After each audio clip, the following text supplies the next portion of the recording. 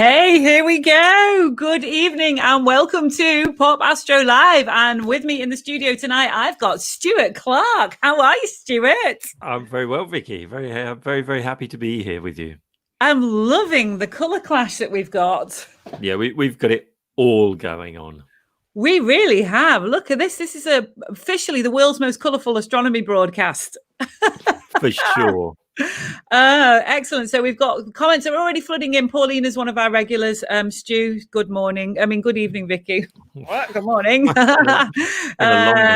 Oh, see, this is lovely. You see, people are already corresponding in the chat room and making friends, which is what Pop Astro is all about. So it is lovely to have you along tonight. And we have got a really, really exciting show for you this evening. We have got, tomorrow is the start of National Astronomy Week, and it's the Mars Encounter Special. So tonight we are all themed about Mars. So we have got, I'm SPA merched up here, Stu. Can you see all my stuff that I've got on? I'm so impressed. I feel completely underdressed. I'll tell you what would look good in your shirt there is an Anna Lemma necklace from the SPA shop. That's for sure. A nice big medallion. I think that'd look amazing. Yeah, I think you're lacking a medallion, an SPA medallion. So tonight I'm going to plug the mug. What Paul Sutherland has sent me some new phrases to say. Don't forget to make a spectacle of the receptacle. Drink a droplet from the goblet. Don't be a fumbler with the tumbler. I better not drop it on my lap. Present the chalice without malice. I think we're scratching the bottom of the mug here, Paul. Share your beaker with the speaker. They're amazing, Paul. Thank you so much. Now, I know that Paul has diligently added jigsaws and models to the popastro.com/shop array. So we've got have you ever seen these things, Stuart? Hang on, where is it? These things called metal earth, and they're like really fine. Oh, it's gone everywhere. Really fine metal models. Oh yes, yeah. Very, very, very difficult and thin to make. I tried to make one live on air the other day, failed miserably. I think you need a decent overhead light, tweezers, and the eyesight of a kestrel. Yeah, that counts me out. Brilliant. Okay, so we love new members at the SPA. It's £23 a year, and you get access to our online meetings currently. But when all that springs back into life, you get all sorts of good stuff, including our wonderful magazine, which you just saw some pages of. Now, please remember, this is your show. So start contributing, joining in the chat room. We'll display your comments. And every time you hit share on this video to spread the wonderful word of the SPA, just like all societies, we need as many members as we can get at the minute. And if you hit share on this video, it goes out exponentially to a whole new audience. And with every share, a new Mars rover is commissioned. So, Stu, have you seen anything in the sky this week? Oh, I was walking. Yeah, I was walking home the other day, and I know it's the subject of the show, but Mars was absolutely amazing, and Jupiter and Saturn. I've got such a beady eye on those two as they get closer together for their great conjunction in December.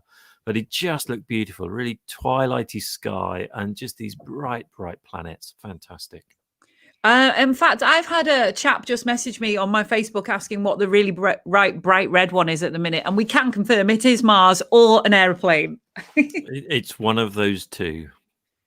So I live on Anglesey. I know I plug Anglesey every single time, but we are famous for our dark skies. And last night, I saw the very tail end of the Summer Triangle. It's starting to set now, but we had a fantastic Milky Way. We had Cygnus and the Summer Triangle. So the three stars in that are Altair, Deneb, and Vega. And they are the signature of summer, really, aren't they, Stu? Yeah, and Cygnus is just one of those amazing constellations. One of the ones that it doesn't take much effort to imagine, it as being a swan, gliding across the sky. And yeah, absolutely, the signature of some of that big long neck of Cygnus, stretching across the Milky Way or along the Milky Way. Absolutely fantastic.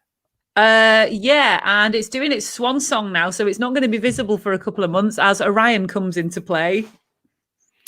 I know, but then we've got Orion, and I got my first glimpse of Orion a couple of weeks ago, and and it's rising earlier and earlier, and it always one of my favorite constellations for sure. The beautiful Orion. So hello to everybody who's commenting. Thank you so much, everybody. So on our show this week, we have got Stuart, who's going to be here for the duration. We have got Les Brand, astronomer at the Royal Observatory Greenwich, where he delivers public and school shows. He's among the team of astronomers delivering National Astronomy Week. And if the sky is clear at some point throughout the week, he's going to be live streaming Mars from his garden in Upminster. We've also got the wonderful Tim Gregory on Martian Meteorites. Could a bit of Mars be lurking in your backyard? To be honest, it's more likely to be on a rack with the chocolate at the newsagents, but you never know. So, Stuart, this is where the excruciating bit is about to start happening. We couldn't get a Mars rover, I'm afraid. They're book solid at this time of year. So instead, we're playing... Dun, dun, dun. This just looks vile, this prop does.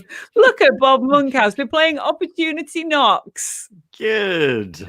Yeah. So why are we playing Opportunity Knocks, Stuart? Who's that there? That's the Opportunity rover. What do you know about Opportunity? Well, I know it was an extraordinarily successful rover. I mean, it was designed to last for sort of 90 sols, Martian days.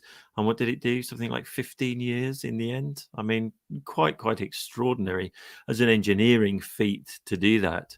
And the geology that it did, and the looking at the sort of the water erosion and the evidence for water having been present on Mars in the past, was quite astonishing, because it took all those early sort of images of Mars from orbit and the water cut erosion features there, and it took it right down to ground truth level, looking for hydrated minerals and things like that. So yeah, a fantastic success. Now I'm going to knock on the door. This is my model door. I should have put a door handle on it. Have I got a pen? No, I haven't. There's a door handle there and a ding dong bell right on Bob Monkhouse's mole. We all remember that mole, don't we? Oh, he was my favorite comedian, Bob Monkhouse was. So ding dong, knock, knock, knock. Inside, what have we got? Oh my God, that's a catchphrase, isn't it? 6 little doors, fine and fair. Which one are you going to pick? Pick a number between 1 and 6, Stu. 3. Behind door number 3 is... So this is the talent show. So there's all sorts of forfeits for you and the other guests on this, Stuart. I'm not just picking on you. So number 3, you got my favorite one. You've got to do... When you say favorite, yeah, qualify favorite as in favorite, as in worst. The worst one for sure. Oh. It wouldn't be a talent show without a spot of dancing. You have to be kidding me. You have to do an interpretive dance of the Curiosity rover. I'll put you full screen. Oh, well, please do. Yeah, full screen. That'll be... I'll put you full screen. Off we go with an interpretive dance of the Curiosity rover. I'll get rid of the banner so everybody can see you just looking fantastic. And off you go. Okay, well, let's start from over here. So maybe like... Okay. This is me driving across the Martian surface. Yeah, a few dance moves. Oh, a rock, a really interesting rock. Happy dance, interesting rock. Is that enough, or? I think just another little bit extra, please, like some robo actions. How about some? What does that even mean? Oh, Vicky. The thing is, Vicky, there's no way I can do it as good as you. Okay, well, thank you. At least you gave it your best shot. I don't think anybody's ever done an interpretive dance of Curiosity the rover before, so I will give you 10 points. Thank you. Thank you very much. Well done. Oh, I forgot to say, there's another one. Oh. Everybody's getting 2 each tonight, so knock, knock, knock. Choose a number between 1 and 6, less 3. That's it, yeah, because that went so well for me last time. I'll go for 6. I've not written it down. Oh, what a shame! I get a free pass. Oh, it's on my script. It's on my script. Hang on a minute. I'm gonna have to find it. I must have written it down. Where did it go? Don't look I too thought I'd hard. written it. Look, I've missed it out. Stu. So it was something like do an impression of Olympus Mons. What? That's it. There we go. 10 points. That was it. Because it's got a very shallow slope. It's between 2 and 5 degrees. So that was kind of just about right. See. 2.5 times the size of Everest. It's an absolute beast. So well done. Thank you have flourished in the Mars Talent Show. 10 points. Okay, so we've got Les coming on now. We're going to get Les to join the crew. Let's just see what the comments are. I'm glad this has been recorded. We can use it for blackmail. Yeah. Not the worst thing I've ever done, Jerry. That's all right. Carolyn says, really love following Oppie. What an intrepid little rover, yes? How long did it last for? Was Oppie the one that lasted for like ever? Much longer, yeah, 15 years or so, I think. Wow. Okay, Les, we're coming to you in 3, 2, 1. Okay. Hey, guys. Hi, Les. Great to be here for the first time. Thank you very much for joining us tonight on Pop Astro Live. So, Les, tell us a little bit about yourself, and then we're going to let Stuart take over to interview you. Oh, right. Oh, wow. Okay. Yeah. A little bit about me. Yeah, I'm Les Brand. I'm a professional astronomer in the sense that I'm an astronomer at the Royal Observatory, Greenwich, responsible for putting on some of the shows. At the moment, of course, we can't do anything in the planetarium live, so there's lots of pre-recorded stuff. But I'm also outreach officer for our local club, and Stuart may remember this from many years ago when he used to be a regular visitor. It's the Havering Astronomical Society out here in the outreaches of London on the borders of Essex. A lot of love for Havering. Yeah, a lot of love for Havering. Say hello to everyone for me. I will indeed. And yeah, we're still going, 26, almost 27 years now, sort of from the early days. So yes, going from strength to strength, and we have managed to keep things going during lockdown 1 and lockdown 2 with loads of online talks, and I'm just amazed at how generous all our speakers are in giving up their time. I guess you could argue, what else are they going to do with their time in lockdown? But no, it's really great. So we're keeping the ball rolling, and really looking forward to National Astronomy Week. Excellent. Yeah. Well, I'll let you take over the interview now. I shall retire for a couple of minutes, and I'm afraid I've got excruciating opportunity knocks coming your way shortly, Les. All right. Right. Okie dokie. That went well, didn't it, Stu? Right. Okay. Over to you, Stuart. And I'm really looking forward to this interview. So. Thanks, Vicky. So, yeah, Les, it's just such a pleasure to see you on here and have you to chat to us tonight. Tell us a bit about National Astronomy Week itself, and what you've got planned for this coming week. Yeah, no, excellent. National Astronomy Week. I think most of the viewers have probably sort of heard about it already from Robin Scargill previous weeks, and all the banners and everything that's been around, and there's a lot of noise and a lot of focus. But National Astronomy Week is one of those sort of events that comes up every few years, particularly when there is some notable astronomy event. And it's been going, and you may correct me if I'm wrong here, Stuart, it's been going since about 1989 now, so a good many years. And I think one of previous Astronomy Week focuses has been on Halley's Comet, sort of one of the returns back in 1985. I think there was one in 2009 celebrating the 400th anniversary of the invention of the telescope. And a more recent one in 2014, Target Jupiter, when Jupiter was sort of pretty much high enough in the night sky to actually see some good views of it. Of course, right now it's pretty low down, and in fact, you'll be lucky to see it before over the next few weeks. But this National Astronomy Week coming up, in fact, starting tomorrow, it runs from Saturday the 14th, and it's actually a week and a day. So it runs right the way around to Sunday the 22nd of November, and the focus, if I can use that term in an astronomy program, is on Mars. The best place to use it, yeah.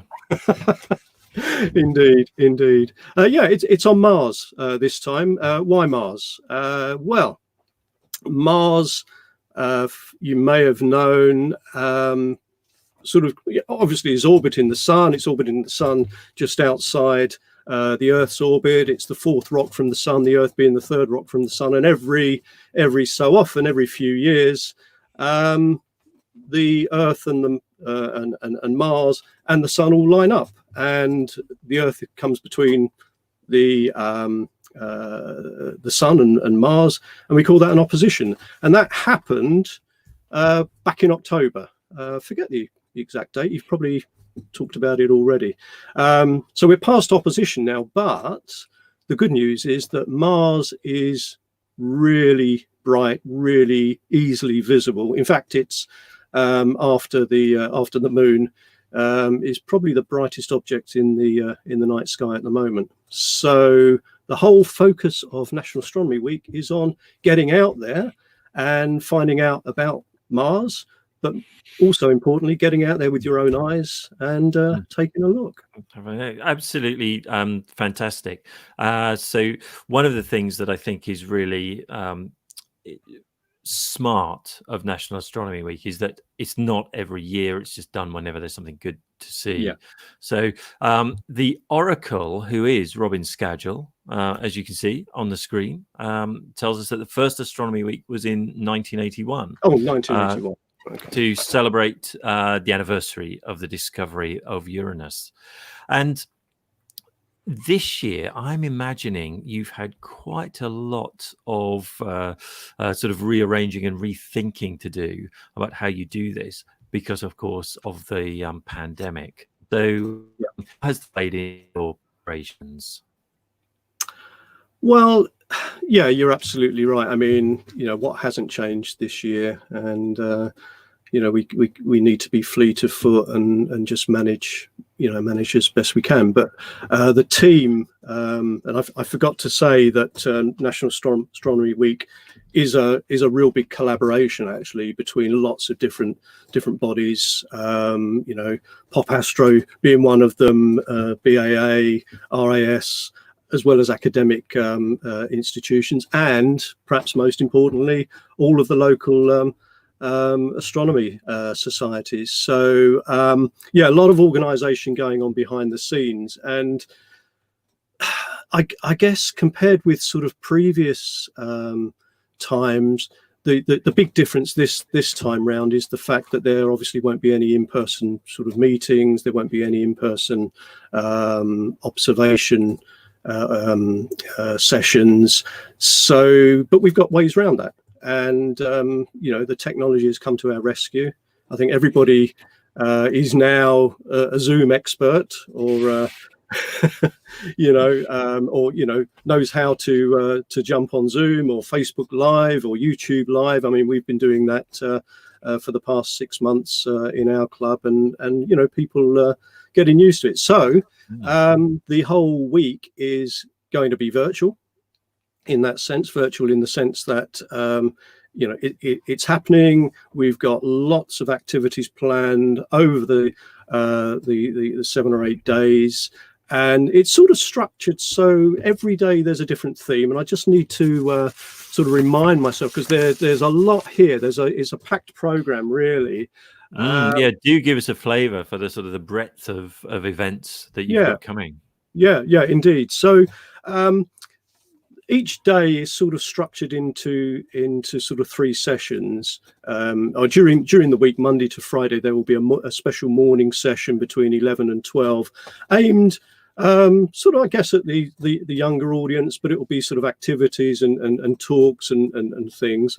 And then in the afternoon or early evening between 6 and 7, there'll be more sort of discussions on key themes. So each day, let me just give you a flavour of that. Tomorrow, the kickoff is with Chris Lintop and Professor Jane Greaves. For those of you that would have watched recent news about Venus and so on, will probably remember the name Jane Greaves. So they're going to sort of talk about the whole sort of kickoff about, Mars itself, and possibly touch on some of the discoveries that were made by Jane and her team from Cardiff University, looking at the phosphine gas in Venus, but what that might mean for life on Mars.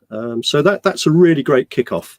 And then after that session that will finish, that'll be between 6 and 7, that'll go on into the first observing session. And fingers crossed, it is the bane of our lives for astronomers that like getting out there and actually viewing stuff. Fingers crossed we'll have clear skies. I'll talk a little bit about that in a minute. Sunday, it's all about rocks. Mars is a rocky planet, as we know. You can sort of, land on it. We've got lots of landers there and sort of rocky and dusty. So it'll all be about the geology and what can we tell about Mars by looking at its geology today, but what it might have been like in the past, and perhaps what lessons that can tell us about water on the surface and so on. Yes, because I believe that's been a key sort of point of exploration for the rovers and the things that have gone there. So it's super current to be talking about those kinds of things. Yeah, absolutely. And we were at my local club, Havering Astronomical Society, we were pleased to have one of the guys that's actually researching now for the ExoMars mission, sort of potential landing places. So it's all about the geology and what that tells us about sort of water flows and oceans and things like that. Really exciting stuff. Yes. Monday, it gets exciting. We talk about life on Mars and the link back to the water and liquid water and what that might have meant in giving us the right conditions, or giving Mars the right conditions. Tuesday, it's more about comparisons of Mars and Earth. Yep. So what are the differences? What are the similarities? And again, we can learn a lot about looking at our own geology and the lessons that tells us. And then we look at Mars and we see that geology, and we can sort of start to infer how things may have developed over the sort of 4.5 billion years since the early formation of the solar system. So pretty exciting stuff for Tuesday. Wednesday, it's a slightly different sort of shift. It's more about tales of Mars, literature, music, art. So what does that? There's lots of Mars is a very evocative planet, the Roman god of war. So the redness of it, and what does that sort of conjure up in people's minds, and how does that then translate into some of the music and that sort of thing. So very interesting discussions there for Wednesday. Absolutely fascinating. One of the things that I love about sort of H.G. Wells's War of the Worlds, for example, is that it was sort of based solidly on the science that they believed in the time. This idea that planets were sort of spat out from the sun, so the further away they were, the older they were, and so Mars being superior to us is an older, dying world, with these sort of canals as the last ditch attempt to sort of irrigate the planet, and then the Martians just give up and come to Earth. So that sounds absolutely amazing. So, but tell us about the rest of the week. And I mean, just on that, the Martians invading the Earth and succumbing to the common cold virus, I believe. So goodness knows what they would find out if they landed now, but perhaps let's not get on to that one. Thursday, it's all about missions to Mars, robots on Mars. So, and I think you were talking about, I just caught the end of some chat about opportunity and so on. So there's a talk about many missions. I think there's something like over 50 missions to Mars over the past few decades, but probably around about 50% of them have been successful. So those have been successful have been really successful, getting a lot of science. So there'll be some good sort of insights coming out of that, and probably some talk about future missions. Then Friday, if you've stayed the course for the whole week and you think, hang on a moment, you know what? I might want to get into this. It's all about Mars, being a Martian or a career, shall I say, a career sort of Mars explorer, or getting into science and exploration. So perhaps some insights into what you need to do in order to be a successful explorer of Mars and perhaps other planets as well. So that'll be really interesting. And then I think to wrap it all up on Saturday, it sort of comes back to what you were saying about H.G. Wells, the whole science fiction. So Mars Attacks. So it's going to be a brilliant week. It really is. Excellent. It does. It sounds absolutely fascinating. I love the fact that you've got such a varied program as well. I mean, it's I wish you all the best with it. I really do, Liz. Now I see that Vicky is back, and that almost certainly means that our time is up. It means embarrassment for astronomers. So this is Opportunity Knox, very tenuously linked to the very successful Mars rover and Bob Monkhouse. God rest his soul. So we're going to knock on the door, and you're going to pick a number. We've had 1 and 6, so pick any number that isn't 1 or 6. 3 or 6. 3 or 6. I'm sorry, it's arbitrary. Oh, this is for me, is it? 3. 5. Go on, 5. And if I don't like 5, I'll have 4.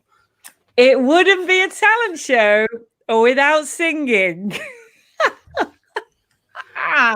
Where's Robin? I didn't. Please sing us your best Martian song. Oh, goodness gracious me. Well, I don't do David Bowie. Oh dear, I could do something similar. No, that would be Mars from Holst. Does that sound good? Was that 2 seconds? Yeah. I think we should have a few more bars, please, just to know that we're not just. Oh, a few more Mars bars. Mars bars. Yeah. Oh, Les gets points for that. He does, doesn't he? Doesn't he? Am I off the hook for the singing though? Because that's really going to just break everybody's speakers, I'm afraid. But, well, it was beautiful, the very brief glimpse that we had of it. Quite fast thinking there to avoid having to do anything too terrible. What does the swingometer say though? Yeah. It's the clapometer, isn't it? Yeah. I'll give you a clap for that. That was excellent. I'll give you 10 as well. It must be really hard to be a judge in a talent show. Very good, very good, very good. You have won a trip to Mars. Brilliant.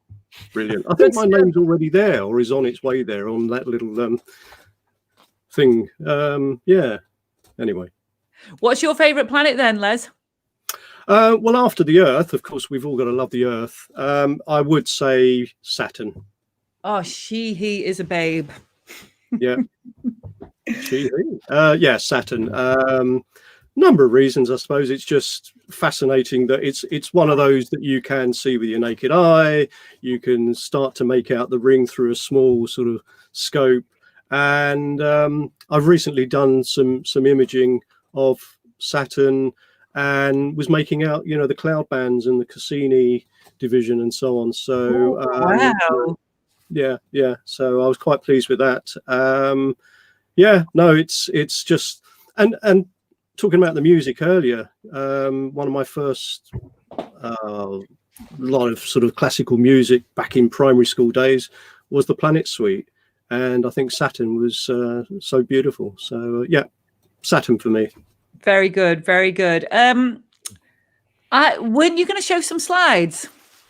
Do you want me to show some slides? That'd be really good, yes.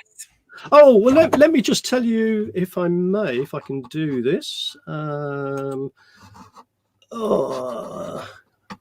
me just... Some serious kit, Stu. It's really impressive. Let me put you full screen with this, Les. Looking forward to seeing this. What so I talked about the observing and the live stream, and we've got people, it's National Astronomy Week, in the UK, but actually over a couple of over all of the nights this week, I'm actually hosting a couple of the sessions on Monday and on Thursday. We've got some absolutely brilliant amateur and professional astronomers with, from their own backyard, a bit like me, right up to professional observatories such as Kilda and the Norman Lockyer, and we've got Bristol Astronomical Society, a whole bunch of other people. So some of their names are on here, but you can see the cluster around the UK. But we've actually got a guy, Agapius, over in Cyprus. So hopefully he'll be our saviour for the UK weather on the clear skies front. And if I can get this to work, there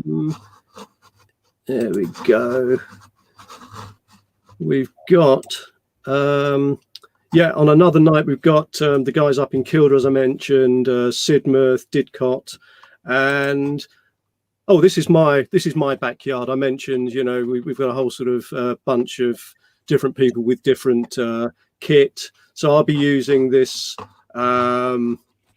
It's a Maxitoff SCT. It's a fairly modest one, but I'm getting sort of reasonable results with it. And I've got my little sort of roll-on home-built observatory there with another couple of bits of kit in there.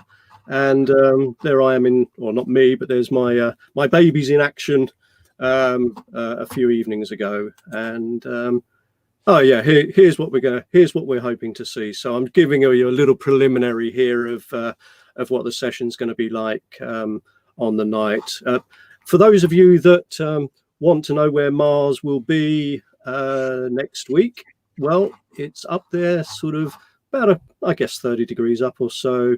Look towards the southeast, and if it's nice and clear, and we hope it is, it will be that. Let me just do the laser. It will be there, and if you're lucky and it's just after sunset, you may get to see Jupiter and Saturn. And this red line, by the way, we call it the ecliptic, but it just shows you the path that the planets follow through the sky as they travel against the apparent fixed stars in the background. And actually, there's Uranus. So those of you that have got perhaps a slightly more powerful scope or pair of binoculars, you may get to see Uranus as well. Oh, nice. And if you do, in ideal conditions, and I'm cheating here, I'm just using a planetarium app called Stellarium, which is a wonderful free download. You can start to see some of the details. And by the way, there are the two moons: Phobos, the god of fear, and Deimos, the god of dread. So you've got the god of war and fear and dread. How about that? What we're trying to see is some of the details on the surface, which is a bit of a stretch, but even today, if you compare with what we could do sort of a few decades ago and just see some film-based images and so on, we can see a lot more, and we're using sort of new techniques now, which has got a great term, lucky imaging, we call it. So but it really works. And I'll just jump ahead. What we may see, this is one I shot in September. Now, I'm clouded out here where I am in Havering, unfortunately. If I weren't, we may get something like this, which, if we were having live observing sessions, this is pretty much what you would see on a sort of reasonable seeing conditions. But what we do is we take that and we use all the technology and the apps and things on our computers and convert it to this middle image here. That's amazing. So we'll start to bring out, some of the details, and there's a couple of different angles. Mars spins on its axis in just over 24.5 hours. So from the night to night, we'll see pretty much the same face over the course of the week. And you can compare a version I took a couple of years ago with some other equipment. So I've made progress. But great work. If we were to jump to Mars, and did you mention the Opportunity rover? Yes. Yeah. This is what the view would be like, sort of seeing through or removing the Martian atmosphere and looking back towards the Earth, Venus, and Mercury, and the Sun. Anyway, that's sort of what we're aiming to do over the coming nights. So I hope everybody's going to look forward to that. And, that was great, Les. Yeah, great work, Les. Great. Really looking forward to the week coming up. Are you having anything to do with National Astronomy Week, Stu? No, I'm just going to enjoy it. I don't have to. I have to do any work. Yeah, I'm just going to lie back and enjoy it. Yeah. Excellent. Okay, Les, you've got a family fortunes night tonight. Oh, it's Tom's quiz night, round 2. So I need to get back and help out my wife, who's well, she's probably doing better without me actually. But okay, we'll go and lose the quiz then. I'll see you later. Thank you so much. Thanks, cheers, guys. Thanks a lot. Bye. Great stuff. That's good. We don't have to do any work for National Astronomy Week other than lark about on Zoom calls like this. So that's good, isn't it? Always. Right. We are now going to go over to our third guest, the wonderful Tim Gregory. Hi, Tim. Hello, good evening. Hello. Hi, Tim. Wow, look at your snazzy new pad. Yeah, I think last time we spoke, I just moved into a new house because I've moved up to Cumbria, out in the sticks, and we've got a lamp now, which is good, so we all can the see. mod cons. Yeah, that's it.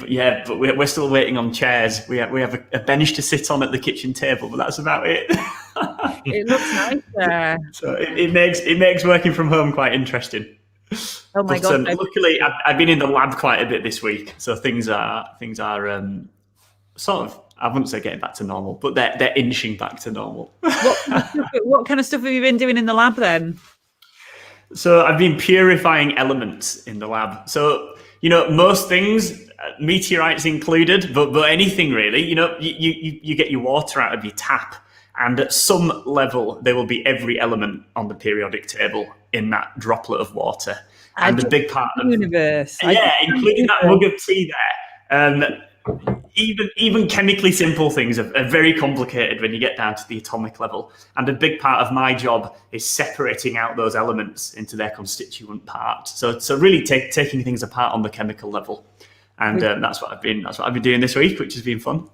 Wow. Okay. So Tim, you I've got this bio off your website, so hopefully it's still up to date. You are a research scientist at the British Geological Survey.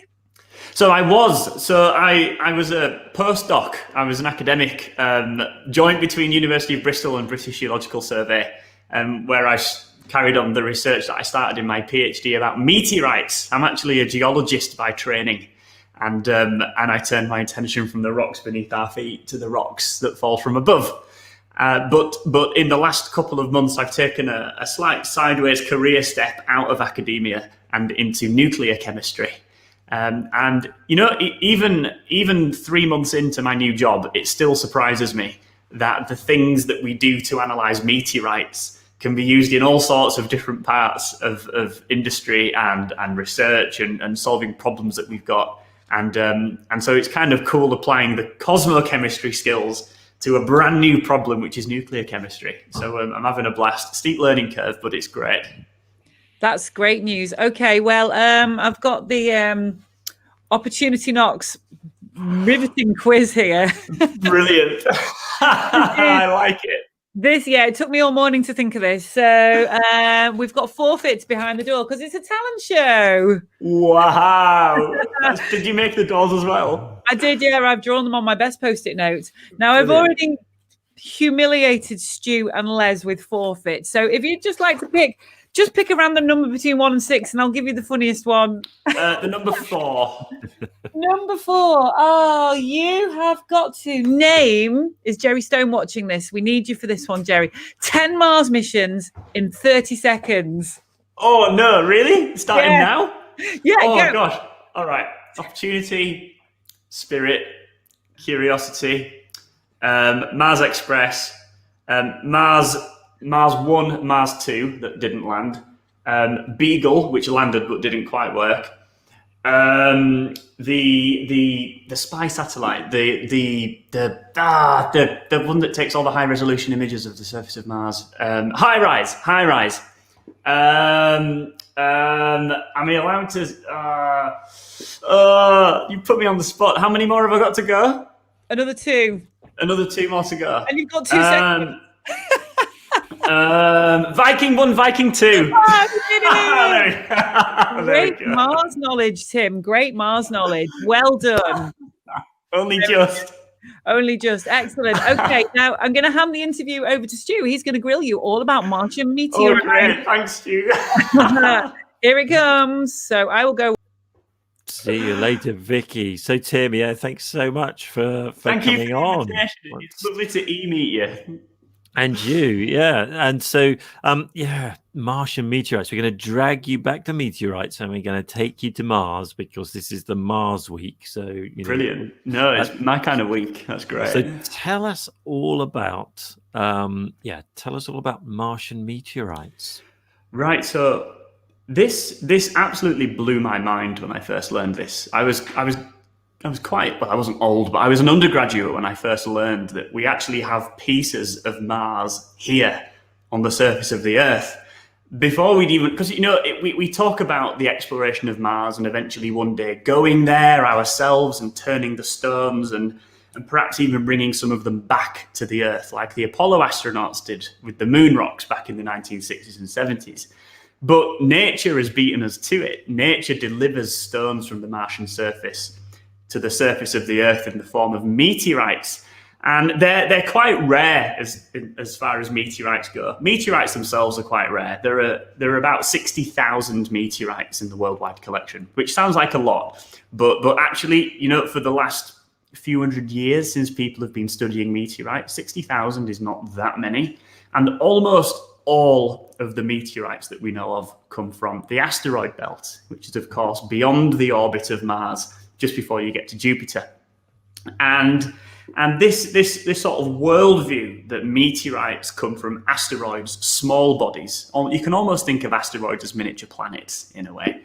This worldview that meteorites come from asteroids really started to break down in the sort of around the 1980s when meteoriticists and cosmochemists and geologists as well started to look at some meteorites that didn't quite bear the geological hallmarks of a rock that came from a miniature world. These rocks were far more evolved. They came from quite complex places with complex and drawn out histories, which is the exact opposite of asteroids, which, being miniature worlds, they cooled very quickly after they formed back in the dawn of the solar system 4.5 billion years ago. But these strange meteorites, this small handful of meteorites, they didn't quite fit this worldview of asteroids. They came from somewhere bigger. Now the question was, well, where on earth did they come from? In the meantime, there is a branch of geology and a branch of meteorite science as well that concerns itself with dating rocks. So that's calculating the age of them. How old is this rock? How long ago in the past did it form? And these strange rocks that didn't quite fit into this asteroid hypothesis, they turned out to be quite young as well. Now, when I say young, I don't mean they formed a few years ago. I mean they formed a few 100 million years ago, and some of them formed 1 billion years ago. Now, that sounds like a long time, but actually in the grand scheme of the solar system, which is 4.5 billion years old, these rocks were not old at all. They were far younger than any known meteorites at the time. And so there was this cloud brewing in the scientific community of where did these things come from? They come from a large planet, or a large celestial body at least, that we know was geologically and volcanically active sometime in the recent geological past. Remember, we're thinking on geological timescales here. And some people hypothesize that they might come from the planet Mars. But there were other hypotheses as well. Some people thought that these meteorites might actually come from the surface of Venus, because, while Mars was being explored by the early Mars missions, Venus was also being explored, and it turns out that Venus's surface is volcanic. It's entirely encrusted in frozen magma, very similar to the kind of rocks that you get in Hawaii and Iceland. It's a rock type called basalt. And some of the geological characteristics of the Venusian surface matched the geology of these meteorites. So some people thought they might come from Venus as well. And there was another hypothesis. It never really gained much traction, but there was a hypothesis that these stones came from another celestial body that we know for a fact is geologically active, and that's Jupiter's moon Io. It's the smallest of the Galilean satellites, and you can see it with a telescope. It's really quite something to see the moons of Jupiter whizzing around in a telescope. And it turns out that the innermost of these 4 satellites, named after Galileo, who first observed them through a telescope, it turns out it's the most volcanically active place in the solar system. Essentially, the entire surface is covered in volcanoes. And so some people thought these strange stones might come from there as well. And so through a process of elimination, it turns out that Mars was the most likely place where these meteorites came from.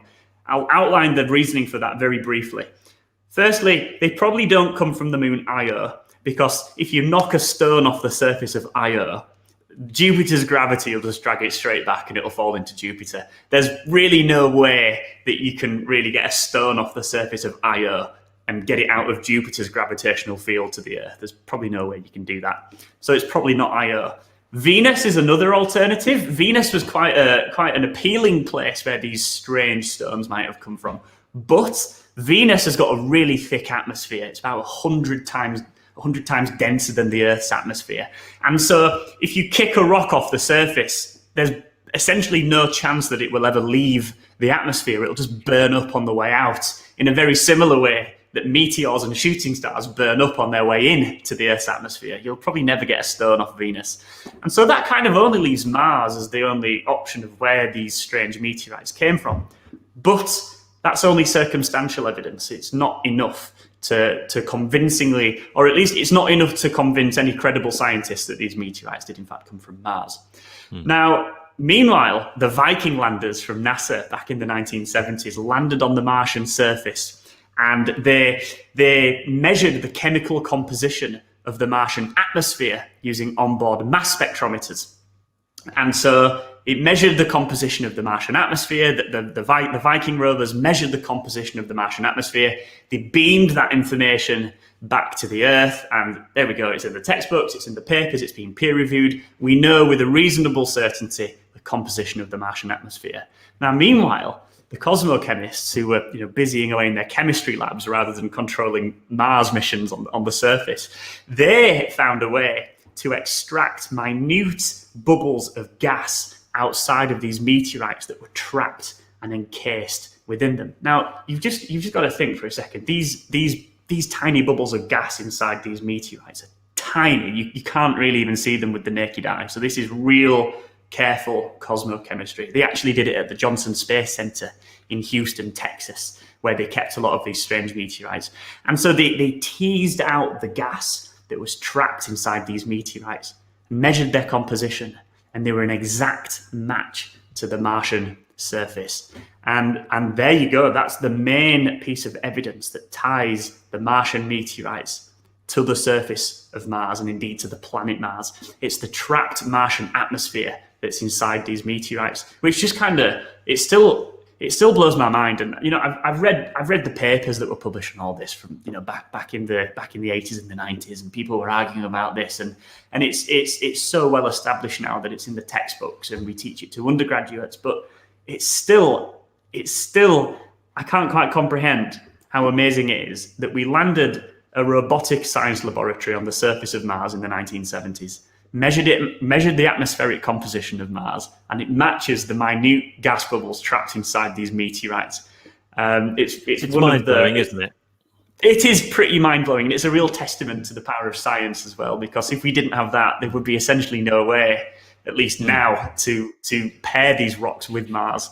So that's the kind of history of Martian meteorites. They were tied to the surface by the Viking landers. Yes. Now, you answered Richard Bottle's question there. He says, "Why couldn't they have come from the moon?" And you've established all of that.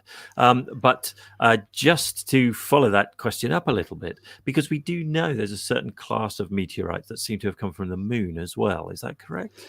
Yes, that's absolutely right. So, as well as getting meteorites from Mars, like you said, we also get meteorites from the moon. Now, we know that the meteorites from the moon came from the moon because the Apollo astronauts and the Soviet Union's lunar missions, fortunately for us, they brought back pristine pieces of the lunar surface with the moon landing missions, and we can compare them like for like in the laboratory. We can measure the precise chemical and isotopic and geological characteristics of the Apollo rocks and compare them directly to meteorites that we suspect might come from the moon, and indeed they match. So that's a pretty compelling line of evidence that some meteorites do come from the moon. But the problem with these Martian meteorites is that we haven't actually been there ourselves, and we haven't brought any material back, but we can still compare chemically the chemistry of those gases. And I saw the question pop up, which was how did we know that these meteorites didn't come from the moon?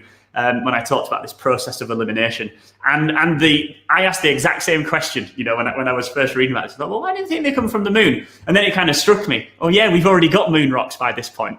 The people started talking about the possibility that these meteorites came from Mars. It was really in the 1980s when people started to seriously consider it. And by that point, we'd already had moon rocks and characterized them, and they were nothing like moon rocks. So that kind of ruled out the moon. Now, the study of these meteorites that have come from Mars, there was a very famous one found in Antarctica, which sparked a whole discussion about whether there had even found sort of microfossils or evidence for life on Mars. It seems like a long time ago now, but talk us through that, because it was a fascinating sort of moment and chapter in meteorite sort of science. Yes, absolutely. So this is probably one of the most famous meteorites that we know of. It's or infamous, you could say. In 1984, a team of explorers in Antarctica found hundreds of meteorites that year, as they do every year in Antarctica. But one particular stone stood out as strange, and it took the name Allen Hills 84001. Named after, first of all, the place where it was found, Allen Hills, 84, which was the year that it was found, and 001 because it was the first rock that was characterized from that field season.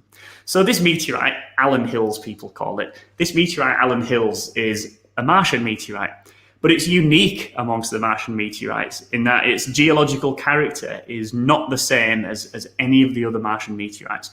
Almost all Martian meteorites fall into three main groups, and I can talk about those later, but the three main groups, they're essentially divided up into different rock types, and they're called the Shergottites, the Narcolites, and the Chassignites.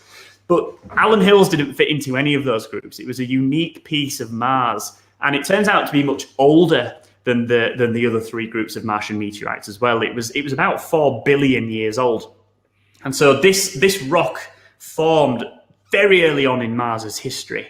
And this work the meteorite was found, and it was dated at a time when people were very seriously talking about their hypothesis, which is still an ongoing area of research, that early back in Mars's history, it might have looked something very similar to the Earth. So that's pretty interesting just to start off with. We've got a piece of Mars that formed 4 billion years ago, back when Mars looked nothing like it does today. It might have had liquid oceans on the water. It might have had rivers and waterfalls flowing. Anyway, there was a team of researchers at the Johnson Space Center who cracked this meteorite open. They chipped a piece off. And just a quick aside on that, actually, you think that maybe chipping a meteorite open is easy, but when it's a meteorite that's as valuable as Allen Hills 84001, every single piece is accounted for. And I've seen it myself, that there is a paper on the internet that essentially draws a family tree of all of the different pieces of this meteorite that have been hewn off over the years. So it starts at the top with the one box, which is the main mass that was found in Antarctica. Then it's split into two, and then they're split into more, and then they're split into... And before you know it, you've got thousands of individual pieces of this meteorite that are all meticulously tracked and weighed and crafted. It's quite astounding how much time goes into keeping track of these things. Incredible. Anyway, So these researchers, they were wanting to look at the real microstructures inside this meteorite. So they used an instrument called a scanning electron microscope. And unlike conventional microscopes, which use light to study the subject down the barrel of an eyepiece, an electron microscope, clues in the name, it uses electrons. And the precise engineering and the physics of these instruments means that you can essentially zoom in and look on scales far smaller than any optical microscope could allow you to look at. In fact, optical microscopes are limited by the wavelength of visible light, which is a few hundred nanometers. So it's really, really tiny. But scanning electron microscopes can look at things on the order of nanometers, no problem. And so this team of researchers, they put a piece of this Allen Hills meteorite under a scanning electron microscope, and they saw the most curious thing. It's an image that I remember reading about and seeing in children's books on space. It's one of the most famous images ever taken, I would say, in space science. And it's these, I can only describe them as like pieces of rice that are almost ribbed. They look like segmented pieces of rice. And if you kind of squint a little bit and convince yourself, you can almost convince yourself that they're fossilized pieces of bacteria. And this is exactly what this team of researchers did. And they published their findings in a really high-profile journal. The scientific community essentially exploded because the authors claimed that they'd found the first evidence for not just life on Mars, but the first hard physical evidence for life outside of the Earth. So big was the news that then President of the United States even gave a press conference about it on the lawn of the White House in front of the world media. And probably NASA's obsession with Mars to this day can probably be traced back to that discovery, because a lot of new missions were commissioned as a direct result of that possibility of finding life in a Martian meteorite. However, as Carl Sagan so brilliantly put it, it was Carl Sagan's birthday earlier this week as well, so happy birthday, Carl Sagan. Carl Sagan famously and rightly said, extraordinary claims require extraordinary evidence. And there isn't an idea in the whole of science that was accepted on the basis of one single publication, let alone the claim that Martian life had been discovered inside a meteorite. So the scientific community, they focused their razor-sharp precision and scrutiny on this meteorite. And many of them actually recreated identical structures inside meteorites using conventional preparation tools that you use for scanning electron microscopy. And we know for a fact that these meteorites don't contain life. And in fact, they recreated them on synthetic materials as well. These sort of strange, elongated, maggot-looking like structures that were pictured inside this Martian meteorite are probably just an artifact of the way that we prepare samples to look at under this particular analytical technique. And since then, the idea is, the original author of the paper is still very much a proponent of there being evidence for life inside Martian meteorites, but it's not, from my reading of the literature, there's no strong evidence that any evidence for life, past, present, has ever been found inside any meteorite, especially one from Mars. And so it's a real cautionary tale. And, sometimes there is life in the meteorite, but it's not always on the meteorite. It's the thing looking down at the meteorite, convincing itself that it's looking at life. So it's a real lesson in how easy it is sometimes to trick yourself. And so unfortunately, no life in this Martian meteorite. Oh, well, thanks so much, Tim. Obviously, a bit of a downer, but a little bit of a downer. But it's not all down because some of the minerals inside Allen Hills 84001 and the other Martian meteorites, in fact, were formed not by magma cooling and crystallizing to form rock. They were formed by water. And so, there's this ongoing joke, isn't there, in astronomy, that NASA discover water on Mars every other year. There's a Wikipedia page for the history of the discovery of water on Mars. It's been discovered that many times.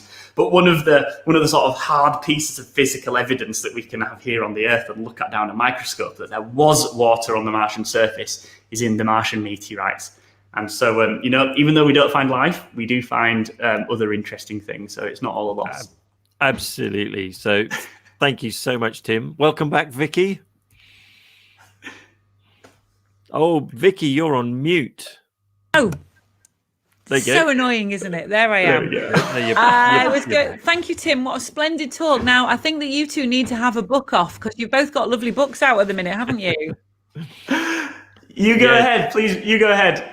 No, tell us about yours, Tim. All right. So everything that I've just said about Martian meteorites, you can read way more about it in my new book, which is called Meteorites, and you won't believe how long it took to come up with that title. It's called Meteorite: The Stones from Outer Space That Made Our World, and there is a whole chapter on the exploration of Mars with a particular focus on the things that we've learned from the stones that come from it in the form of meteorites. And there's also a whole chapter on at least not life, but pre-life in meteorites, because although the Martian meteorites don't contain any evidence for life, there is strong evidence in the meteoritic record, that's the rock record that falls from the sky, that celestial stones probably did play quite a crucial role in the origin of life on Earth. And so if you're interested in all things meteorites and geology and general space things, this is maybe a book you'll enjoy. Go on, Sounds Stu. absolutely fantastic. It's time for you to plug now, Stu. Oh, me do a little plug. Here it is. Look. Yes, so this is mine. Oh wow, yours is nice. Wow. I haven't seen that cover yet. Ooh. How the stars have shaped the Beautiful. history of humankind. Thank you. And in this, I just trace the human fascination with the night sky from both a scientific and a cultural point of view, from the earliest records we have, which are sort of cave paintings, possibly of Taurus and the Pleiades and Orion. And I just trace the way our fascination with the night sky has evolved from 19,000 years ago up to the present day, and how it seems to somehow complete us as human beings to stand under this starry dome and wonder at it all. That's wonderful. Thank you very much, gentlemen. Jeff Stevens says, great talk, Tim. Great to see your passion and enthusiasm. Oh, thanks you for go. coming, Jeff. Thank you. Lovely. Oh, that's nice. I'm afraid Bob's just reared his ugly head. There's one last act, but it's more like a blimmin' horrible forfeit. Now then, Tim, if I said to you... Oh, go on then. Okay. Right. If I was going to ask you to travel from 13,000 miles an hour to zero, hurtle into the atmosphere, deploy a parachute and drift down and fire 12 retro thrusters, would you know what I was on about? It's not the sky crane with Curiosity, is it? It is. And you have got to condense 7 minutes of terror into 30 seconds as an impression. Oh, what? Are you kidding me? Oh, No, I'm not. So you've got to you've got to enter into the atmosphere, deploy a parachute and drift down. There you go. And I'll put your full screen. How long have I got to do it? Right now. Can I grab a prop? Please do. Right. 1 second. All right, hang on. Are you glad that wasn't you, Stu? Right, I've got my Interpretive phone. dance. That's the rover. Okay, Heat shield. All right, so we've got rover, heat shield, come down through atmosphere. What did you say? 13,000 miles an hour or something? Yeah, really quick. 13,000 miles an hour. Retro rocket, all that sort of stuff. Hang on a minute. Hang on. Is there a parachute? There's a parachute. I forgot the parachute. The T-towel. Yeah, perfect. Floating down to the surface. Retro rockets. And then there's the crane. There's the sky crane. I guess something like that. And then hang on. And then it drops it onto the Martian surface. I know that it's red, but that's fine. And then retro rockets don't want to fall onto the rover, so they go and then fly away. How was that? Whoa! That was impressive. That was Drop the impressive. microphone on that one, Tim. That was fantastic. I've Thank got you very one much. question, Vicky. I've got one question. Go on. So, which forfeit in the Opportunity Knocks game have you not read out? And when you read that out, Yeah. do it. I can't do it because it was an action one and only I can do it. So It was meant to be about Phobos and Deimos orbiting, but it's too very convoluted to explain. Well, you can set me one if you want. They go opposite directions, don't they? Do they? Oh, you know what I can do? Then if they go opposite directions, you know that thing where you have to do your fingers in 2 different directions? Yeah. I'm going to completely win opportunity knocks now because I can actually do my fingers in 2 different directions. I don't think I can. No, I'm butchering that. Yeah, it's really difficult. Oh, it's really horrid. Hang on. Oh, that's really difficult. Oh, no, hang on, I've got it. Oh, no, they're going the same direction. Oh, that's really difficult. Yeah. Oh, I'm going to practice that. I've gone funny in the head. Oh. See, I think excellent version of 7 Minutes of Terror was wonderful. So thank you so much, gentlemen, for coming on this evening. Thank you very much. Such a lovely pleasure. evening. Thank you. Thank you very much. Do consider joining the SPA. It's £23 a year. Spread the word of the SPA. Share the video. Thank you to everybody contributing and to everybody who's helped me out behind the scenes. You've all been wonderful, and good night.